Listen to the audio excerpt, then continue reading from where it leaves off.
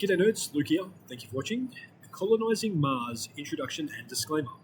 Please note, while there is a level of skepticism and comedic fuckery to this opinion piece / op-ed, I take the subject matter very seriously. We must colonize Mars before we put a civilization on the moon. If by Google's definition, gravity is the force by which a planet or other body draws other planets or objects closer to its center, I am 100% in favour of moving humanity away from the sun and to Mars. Here comes the but. Why can't we just look after the planet we already have better? I can't help thinking the amount of time, money and effort to colonize Mars could have been used to build a solar shield protecting Earth's inhabitants from the sun's powerful and dangerous ultraviolet radiation rays. Yet as soon as I ask these questions, I still haven't solved our conundrum of Earth being dragged closer to the sun. Shit. The future of humanity is going to bifurcate into two directions. Either it's going to become multiplanetary or it's going to remain confined to one planet and eventually there will be extinction level event. I agree. Personally, I believe humanity is already living on borrowed time. Origin, Earth. Destination, Mars. Return point, Earth. I read a book titled The Red Planet by Simon Morton, which hardly makes me an expert on colonizing Mars, but from what I'm seeing and hearing from the so-called experts and their understanding and ideas, I wonder. For the most part, Mars is a cold and rocky barren desert. Where are all the trees? Where is all the water, flora and fauna, and suitable soil to grow crops, right? How are we going to build with all those opposing rocks? What machinery are we going to use and people to operate said machinery? What machinery are you going to use and people to operate said machinery, or you use to remove them?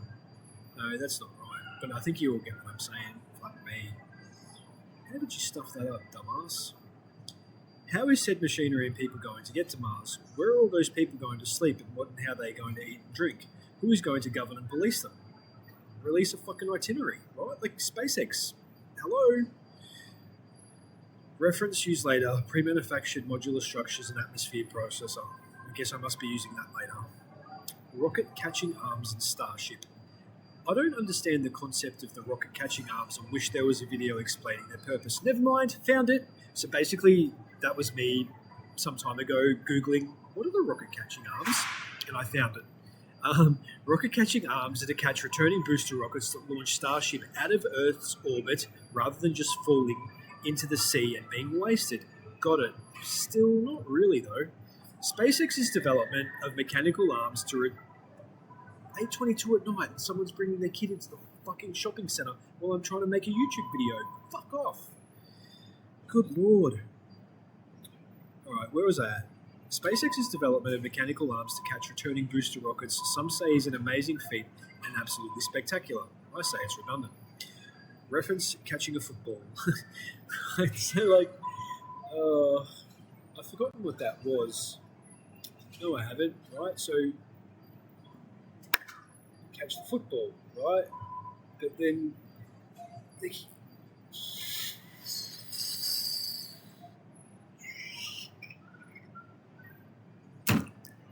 caught the booster rocket. I don't get it. Anyways, so it doesn't fall back into the ocean and be wasted. They can use it, like reuse it. Fuck me. Firstly, there is no such apparatus on Mars, so how do you intend on landing at the destination point safely? Internet, this is basically me, you guys taking to the comment section and anticipating what you're going to say. No. Rocket catching arms are to catch the returning booster rocket that launches Starship out of Earth's orbit and onto Mars, and Starship will have landing gears to land on Mars. Okay, so if the Starship has landing gears, why are the same landing gears again? How are rocket catching arms not redundant? If Starship has landing gears, why not launch with those same landing gears? So like Starship, right? It's like, imagine like little feet. But no.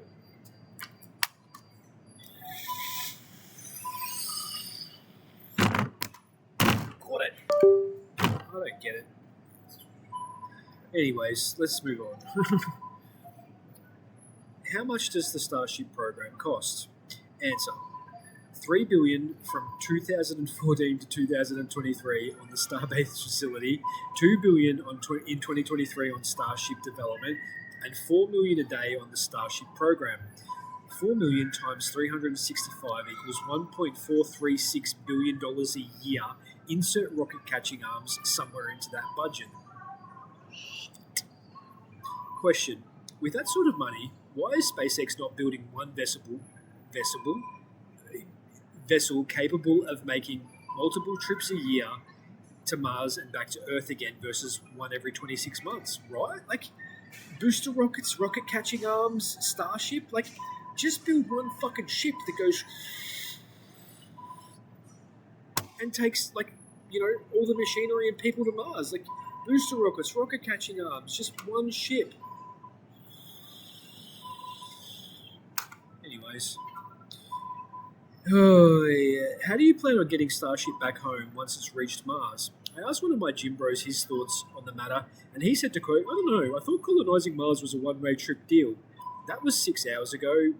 If I'm being completely honest, this bit here was written like last Christmas, so this was 6 hours ago, and I didn't at the time, but sitting here typing, is it a one-way trip deal? What happens if people get homesick and want to return to Earth?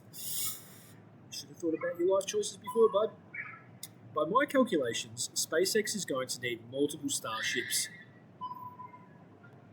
3 at a minimum, the first Starship carrying workers' machinery, prefabbed modular structures, and an atmosphere processor. The reference, got it.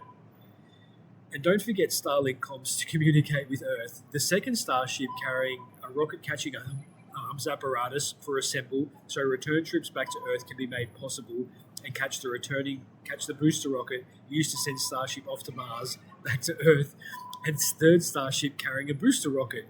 Internet. Oh yeah. Like, talk about this for a minute or two. So, 3 Starships, right? The first Starship carries the workers, the machinery, the prefabbed modular structures, and atmosphere processor. The reference, got it. Don't forget communications. The second Starship carrying rocket catching arms apparatus, so the workers and all the machinery can assemble. And then the third ship's carrying a spare booster rocket, so that the Starships that have made it to Mars can potentially send people that want to go back home. Oh yeah, that makes perfect sense. Step 1, Starship gets boosted to Mars. Step 2, rocket catching arms catch the booster for reuse. The first Starship safely arrives at Mars thanks to landing gears. The crew and workers unload the machinery and assemble the prefab modular structures and temporary sleeping quarters. Let's hope they don't get eaten by Mars monsters hiding in underground networking tunnels. Establish Starlink comms with Earth.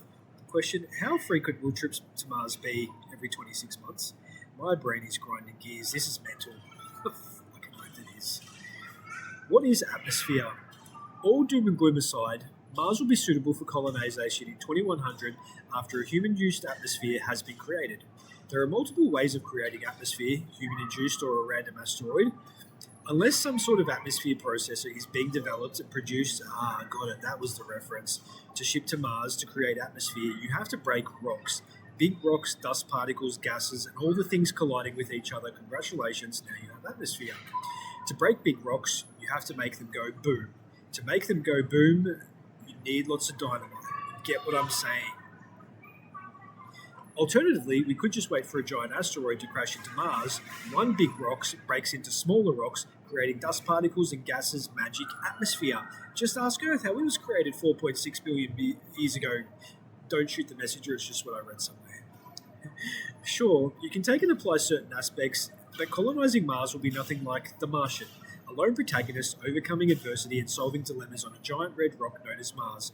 Well, I mean, at least the lone protagonist part, there are going to be like teams of people. If humanity is successful in colonizing Mars, I sincerely hope the mistakes made here on Earth aren't repeated on Mars. Corruption, crime in general, congestion of major cities versus long-flowing roads and tunnel transit railways for commute from outer suburbia. Elon Musk, 53 years of age. Okay, let's say Mars will be suitable for colonization by the year 2100, and to give the best possible chance of him seeing the endeavour through, Elon would live till he's 100 years old. Not if he keeps drinking that diet soda crap, he won't. No, dude, keep drinking it, you're good. 53 plus 47 equals 100. 2025 plus when I started writing this plus 47 equals 2072. Oops, 28 years short, bud. Unlucky. Unless, of course, they're developing cryogenic freezing. You watch too many movies, dumbass. Listen, I hate to be a naysay, but I really don't believe the experts and all the people working on making humanity become multi-planetary civilization have thought things through very thoroughly. Once the process of travel from Earth to Mars and back again has been safely and successfully mainstreamed, congratulations, credit given where credit due. But as I mentioned earlier, for the most part, Mars is a cold and rocky barren desert. Where are all the trees? Where is all the water, flora and fauna, suitable soil for growing crops? How are we going to build with all those opposing rocks? What machinery are you going to use people to operate said machinery to remove them? That's how I should have typed that first sentence. Why didn't you just copy and paste that and put that there, fucking idiot? Internal dialogue, by the way. How is said machinery and people going to get to Mars? Where are all those people going to sleep? And how are they going to eat? Who is going to govern and police them? Okay, briefly moving away from the dilemmas of colonizing Mars, and before I forget, I want to talk about Mars moons, Deimos, the Greek god of, and Phobos, its brother, the Greek god of fear. There are two ways, known to me, that moons orbit a planet. One is circular orbit, and the other is elliptical orbit. For comparison, and for those that don't know, Earth's moon, which is called Moon, nothing extravagant, orbits Earth in a circular orbit going around the planet and maintaining the same distance thanks to the planet's gravity. Thanks to the planet's gravity? Yeah, that's alright. Deimos and Phobos orbit Mars in an elliptical orbit shaped like an egg, coming in close to the planet and hurling out and away until Mars's gravity pulls them back in. The whole process on rinse repeat. Holy shit.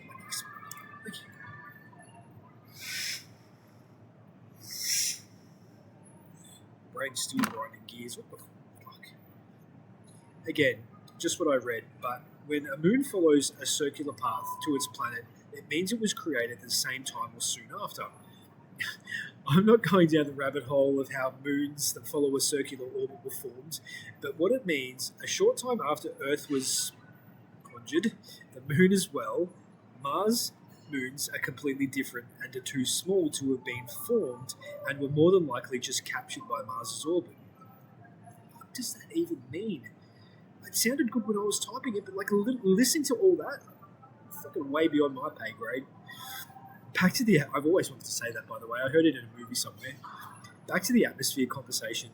How long are we going to have to wait for an asteroid to hit Mars, if ever? If that doesn't happen, then we have to start talking about creating a human-induced atmosphere, internet. Well, how do we do that? We'd have to launch thousands of ICBMs at Mars, missiles creating big booms, breaking rocks, creating dust particles and gases, then atmosphere. What payloads are the missiles going to carry? If the missiles use nuclear-tipped warheads 50, 60, 70 years before you can safely start colonizing, 2100 by the way, yep, not a lot of thinking going on at NASA or SpaceX. Let's just launch the missiles, build the rockets, launch the Starship, send the test subjects. We'll improvise as we go. Me, good luck. Count me out. Fucking retards. Luke White. Shush. Alien life. Mount Olympus Mons is one of three ginormous shield volcanoes on Mars that dwarfs anything by comparison we would have here on Earth. Our largest mountain, Mount Everest, Mount Olympus Mons is 2.5 times its size. You definitely wouldn't want to set up base camp or colonize anywhere near that. Now onto the tinfoil hat stuff. By alien life, I don't mean crazed human hating aliens zapping us with lasers, but there is evidence of underground frozen water bodies and caves. If we go launching ICBMs at Mars to create atmosphere, will there be consequences? How do we know we won't wake something dangerous up, some giant underwater Mars crocodile or reptilians? Oh, good lord, here comes crazy. Yeah, well, me and people like me always are until, holy shit, you were right, we should have listened to, yeah, the crocodilians are reptiles, come alive and eat the fucking first colonists. Yep, seen that movie 100 times, idiots. And anyways, that wraps up Colonizing Mars. Look, the takeaway from this is that water, flora and fauna, food, okay, sending the first colonists, they're going to need, if you create atmosphere using ICBMs, breaking rocks, creating dust particles, gases, like what do you call it? Revealing underwater creek beds that possibly have life and are just waiting to be woken up by a heat source. Yeah, I'm not sure the people thinking about colonizing Mars have really thought things through very thoroughly, but let's just start off with the basics, right? Get the first colonists to Mars: food, water, sleeping quarters. Basics. Release an itinerary. Like, let us know what the fucking plan is. Like, for as long as I've known that the plans are to colonize Mars, I haven't seen an itinerary. Like,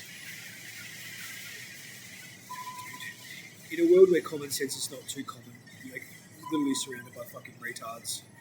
Accept criticism, never disrespect. I believe you just disrespected. No, they're fucking retards. Deal with it. Anyways, that's me done. I hope you all enjoyed this video. Thank you for watching, and take to the comment section. Let me know what you thought. Feedback. I'll love interacting with my community. Some of you with intelligent things to say. See you next time, guys and girls. And anything in between in 2026. I don't judge. Choose the stop button.